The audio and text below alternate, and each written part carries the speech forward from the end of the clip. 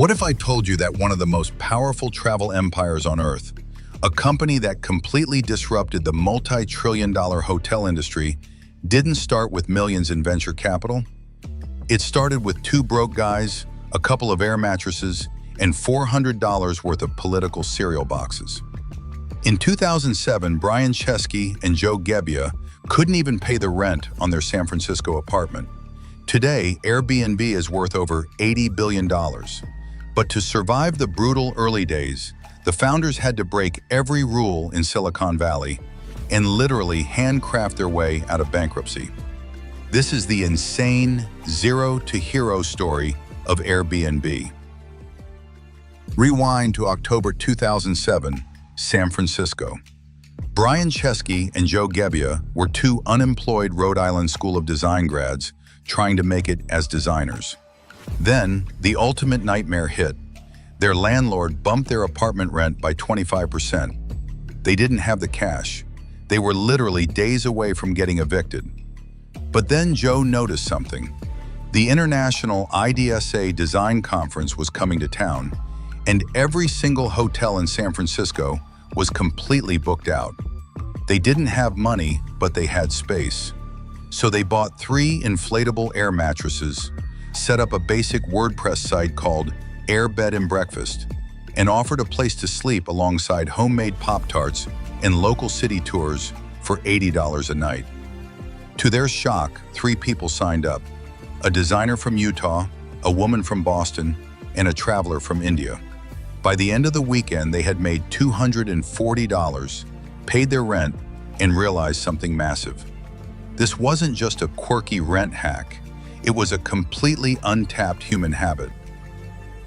After their initial success, Brian and Joe brought on their former roommate, Nathan Blacharczyk, a talented engineer, to build a real platform.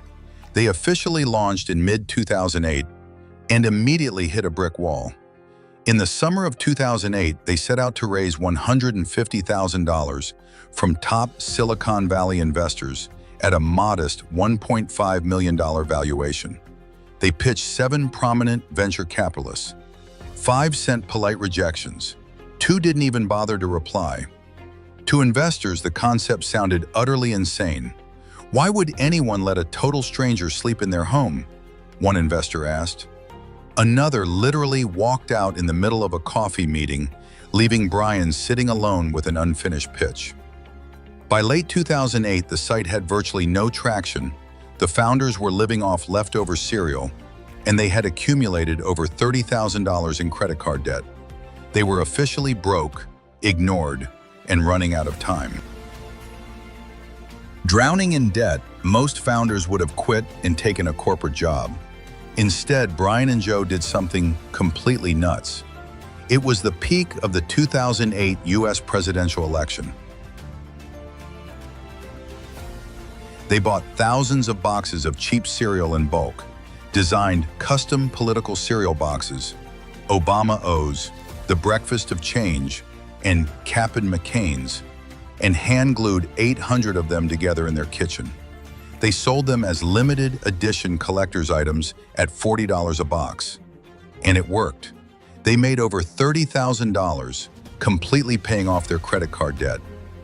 A few months later, that crazy stunt saved the company. When they pitched legendary investor Paul Graham for the prestigious Y Combinator accelerator, he hated the Airbnb idea. But then Brian pulled out a box of Obama O's. Graham was stunned. He famously said, "If you can convince people to buy $40 cereal boxes, you can convince them to sleep in each other's beds." Airbnb was officially in. Even with Y Combinator's backing, Airbnb had a massive problem. They weren't growing. In early 2009, revenue was stuck at a painful $200 a week. Paul Graham gave them a piece of advice that would become legendary in Silicon Valley. Go to your users. Do things that don't scale.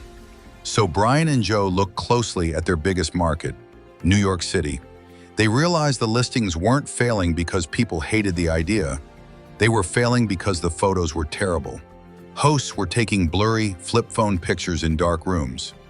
The founders didn't write a line of code.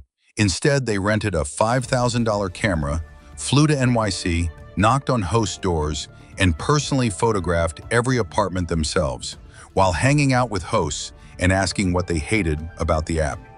The result? Weekly revenue instantly doubled to 400, then 800, then thousands.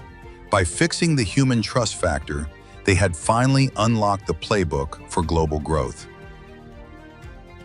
With photo quality solved and word of mouth taking off, Airbnb wasn't just a couch surfing alternative anymore. It was becoming a cultural phenomenon.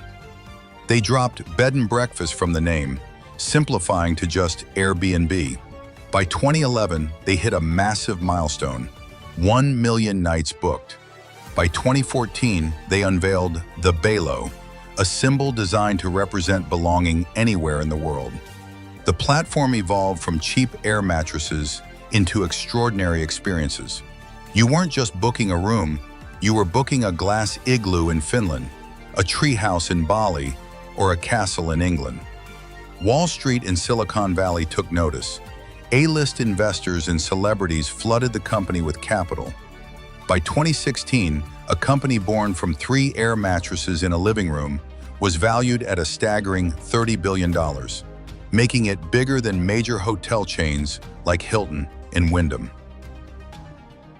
Hypergrowth didn't come without war.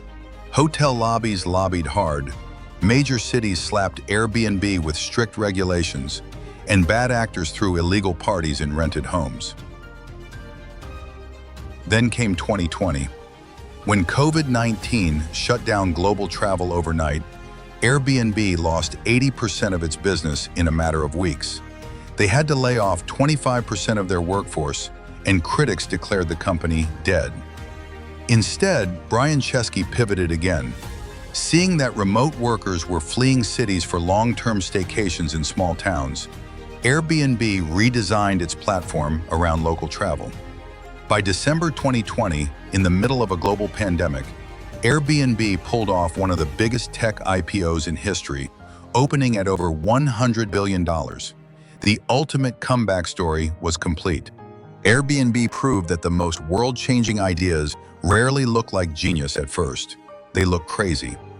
If Brian, Joe, and Nate had listened to every investor who turned them down or stopped when they were $30,000 in debt, Airbnb would have died in a dusty San Francisco apartment.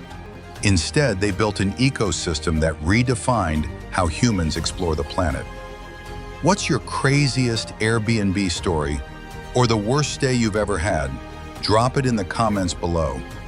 If you enjoyed this breakdown, hit that like button, subscribe for more business deep dives, and check out our video on the screen right now. Thanks for watching.